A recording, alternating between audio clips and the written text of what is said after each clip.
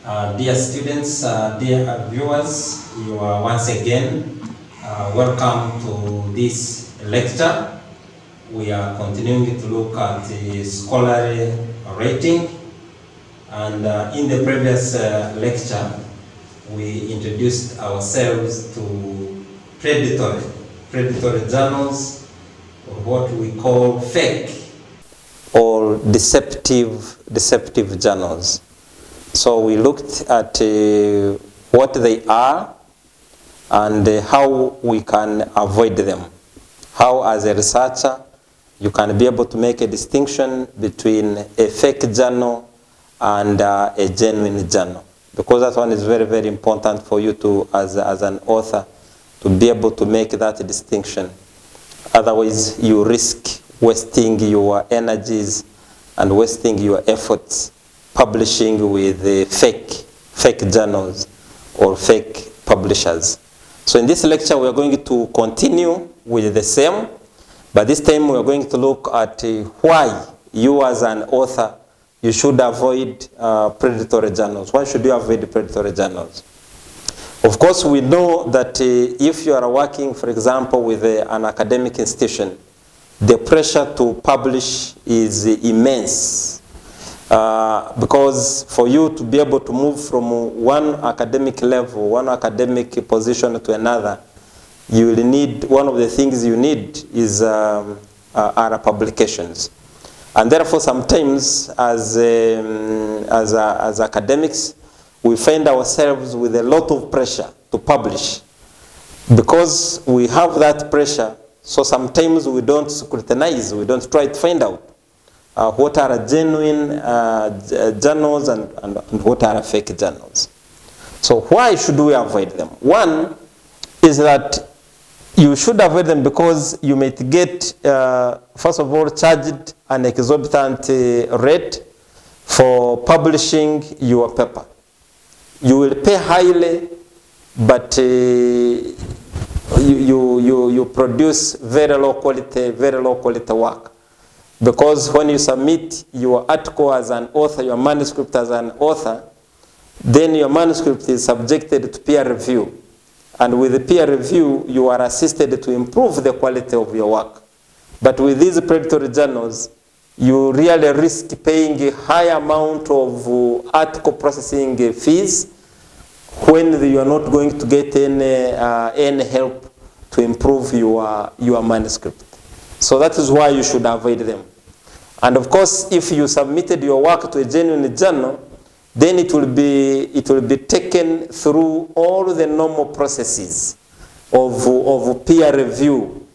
Your work will be critiqued, will be corrected, and then your work will be improved, and eventually you will get quality article being published.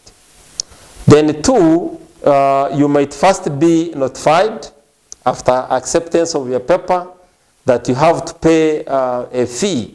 So of course this one is connected to the above point that I have already said, that you will pay exorbitant rates.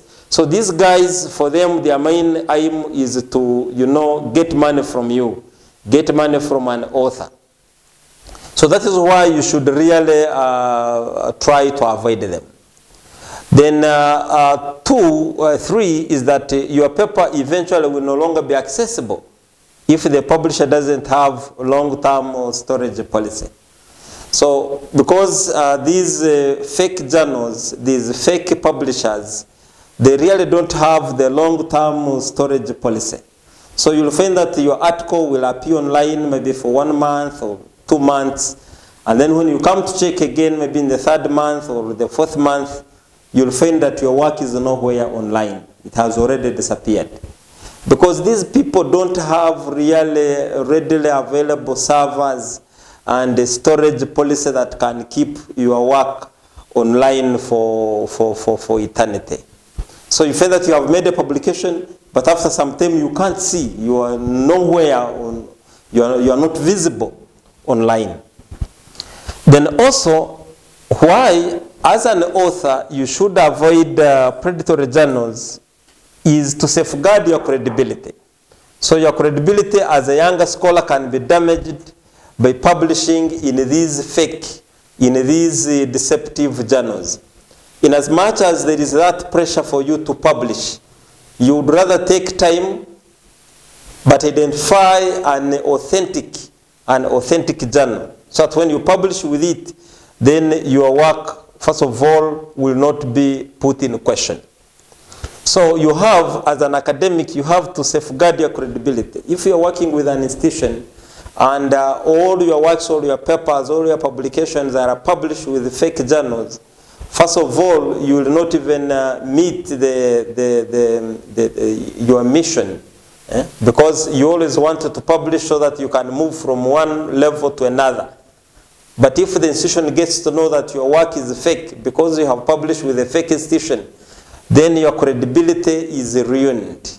So that is why we have to make sure that we avoid these predatory or these fake or these deceptive journals.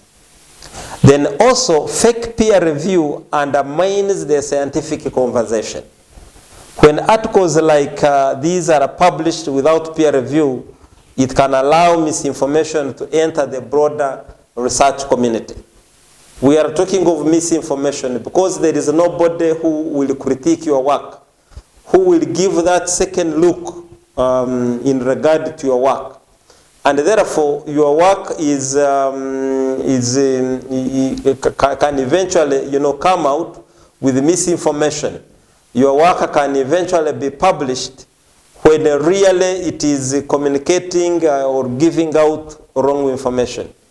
Because the peer review process would assist iron out that. Because you have 2 or 3 reviewers who will also look at your work, who will critique it, and who will tell you what possible corrections you have to make so as to make your work authentic and acceptable. So you as an author, you really have to always make sure that you first of all identify and then be able to avoid these predatory journals. So now we are moving on, and we are saying that publishing in a low quality journal can make your research harder to find and less likely to be used by others. We have already said that with these fake journals, they will publish articles, but the articles will just be online for a very short time. That is why they were saying that publishing in a low quality journal can make your research harder to find. Because now as an author, if your research cannot be found online, it means that nobody will read your work and nobody will cite you. And if your work is not cited, then you know what that means as an academic. That means your credibility, that means your score, in as far as research is concerned, your score is affected. Then you could be scammed and lose your work. The goal of predatory publishers is to convince authors to pay an article processing charges while performing the least amount of work possible on the publisher's side. So you can be scammed and lose your work. If, for example, you published, maybe you got an appointment or you are offered a job on the basis of some publications.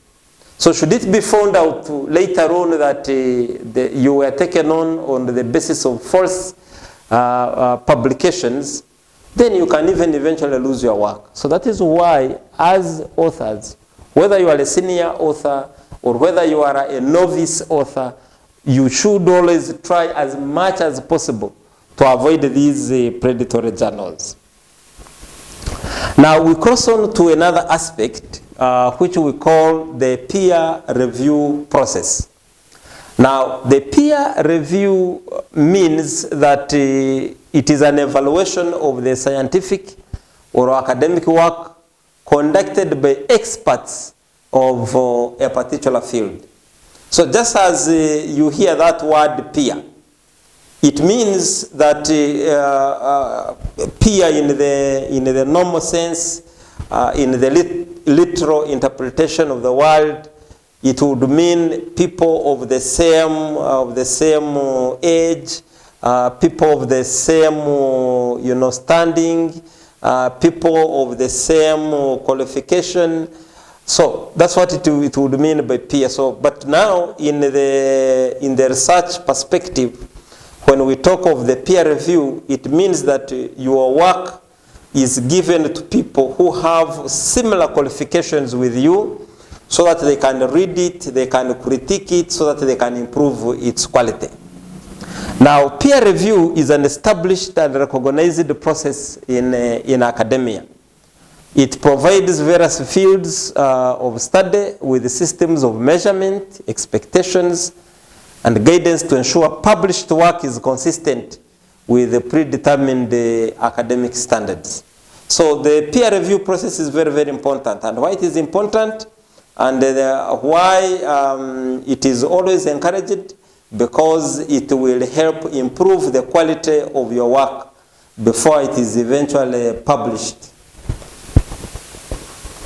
So peer review has been a formal part of scientific communication since the first scientific journals appeared more than 300 years ago. So peer review is not just a recent concept. It is as old as, I can say, as research itself. It is an integral part of the publication process and helps journals to publish only those articles that are consistent with their scope and quality standards.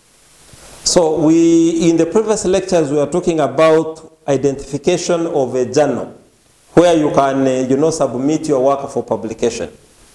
But one other aspect that is very, very important when you're identifying a journal, for example, when you go on a journal website and you read all other details, one of the most important details that you should always check as an author is the peer review process. Should you find that the article doesn't have that peer review process and the peer review is not mentioned anywhere, then you should go slow about that journal, because that will be an indication. Excuse me. That will be an indication that the journal is fake. Now, let us look at the types of peer review. Now, the first type is what we call the single blind peer review. Now, in the single blind peer review, authors are unaware of who reviewed their paper, but reviewers are aware of the author's identity. So why do we always have to keep this single blind peer review? Where you find that you as an author, you are not aware of the reviewer who is reviewing your work, but the reviewer will be aware of you, will be aware of whose work he or she is reviewing. So that is what we call the single blind peer review. And of course, this assists to eliminate all aspects of bias, to eliminate all aspects of giving excuses and what. Because as an author, maybe if your paper is rejected, you might be tempted to think that, no, maybe the other author is maybe not my friend, or the reviewer is not my friend, or the reviewer is biased, and so on and so forth. So, having the blind peer review helps majorly avoid that kind of bias. So we are going to take a short break, and when we return, we shall continue looking at the types of peer review. Thank you so much, and we'll see you when we return. Thank you.